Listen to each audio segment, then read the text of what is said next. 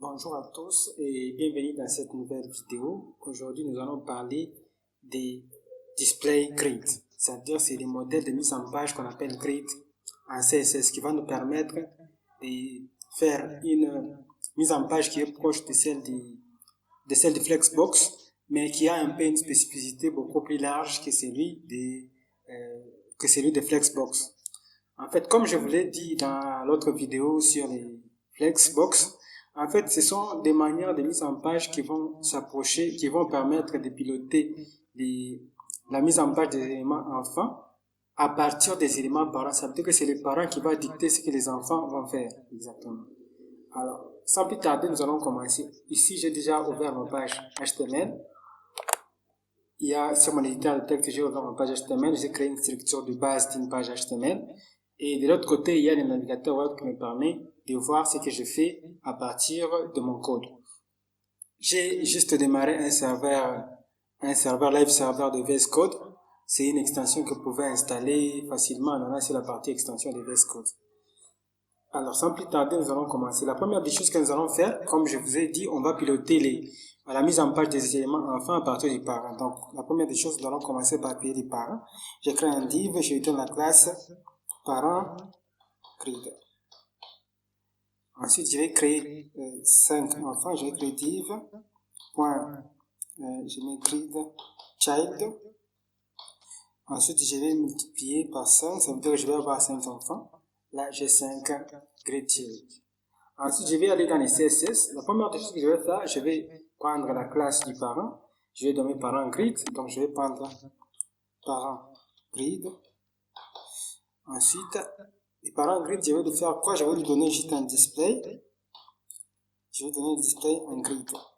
Alors, le display est en grid. Pour l'instant, il n'y a rien qui change. Alors, pour que nous puissions mieux voir, je vais lui donner aux parents une certaine hauteur et une certaine largeur.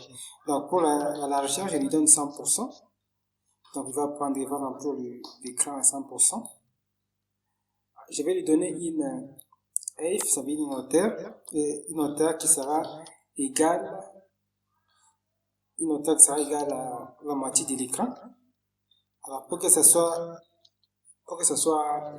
égal à la moitié de l'écran en cours, je ne vais pas lui donner le pourcentage, je vais lui donner les VH. 50 VH. Et ensuite, je vais lui donner une couleur pour que nous puissions bien le voir. Donc, je vais lui donner background color à beige. Je vais lui donner la couleur beige. Là, nous voyons un peu comment il est différent. Ensuite, je vais prendre les enfants. Je vais leur donner aussi une couleur. Donc, je vais prendre la classe. Que je regarde encore la classe, je vais l'appeler grid child. Donc, je vais aller là-bas, je prends grid child. Et puis, je vais leur donner une couleur. Je vais donner un background color. Je lui donne blue. Alors, ça permet en fait qu'on puisse avoir une couleur bleue. Voilà. Là, nous voyons que ça remplit en fait l'écran. Je vais essayer un peu de réduire. Voilà, ça remplit. Alors, je vais réduire la partie code. Enfin, je réduis un peu et puis je vais fermer la partie code. Voilà, nous avons le div. Alors, ici, nous voyons la première chose, ça remplit tout l'écran. Alors, la première des choses que je vais faire dans les grids, c'est d'abord pouvoir espacer les éléments. Avec les grids, il y a une propriété qui s'appelle gap. Cette propriété gap permet de définir l'espace entre les éléments. Alors, je vais donner dpx. Ça veut dire que tous les éléments vont prendre dpx, donc 2 pixels comme espace de séparation.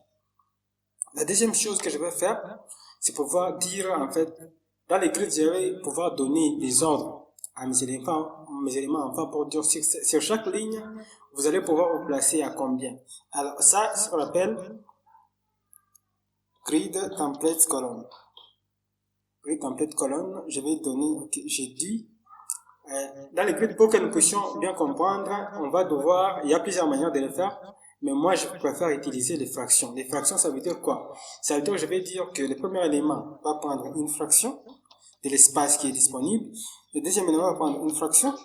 Et ensuite, le troisième élément, je vais le dire comme ça, ça va prendre 3 ou 2 fractions.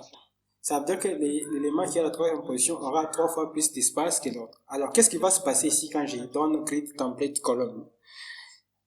Il va regarder, ok, il y a une fraction, deux fractions, la deuxième fraction ici, ensuite il y a encore deux fractions. Ça veut dire quoi? Ça veut dire que ici on va prendre 3 éléments sur l'espace. Quand vous regardez bien, j'ai mis 5 éléments. 1, 2, 3, 4 et 5. Ça veut dire quoi? Comme j'ai créé 3 fractions, ça veut dire que c'est ces 3 éléments qui seront sur une seule colonne. Et ensuite, je peux faire la même chose si je vais faire par exemple les rows. Alors ça veut dire que je vais définir maintenant à propos des lignes, des colonnes. Là, j'ai défini à propos des colonnes, je peux faire aussi en fonction de rows. Là, vous voyez que ça va se passer en fonction de rows. Je vais faire rows. Là, vous voyez que ça se passe en fonction de rows.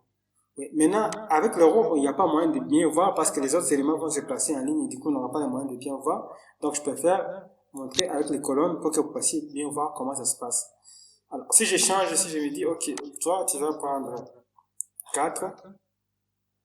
Vous voyez que on a, de l'autre côté, on a le premier qui prend une fraction, l'autre prend 4 parties et l'autre prend 3 parties. Donc, c'est une façon qui va permettre de pouvoir piloter les éléments enfants à partir de l'élément enfant. Et ici, vous voyez que l'espace, donc la grandeur de l'espace se sépare automatiquement. Si je vais augmenter les gaps, je vais prendre par exemple 20, et vous allez voir que ça va prendre encore plus d'espace d'éléments.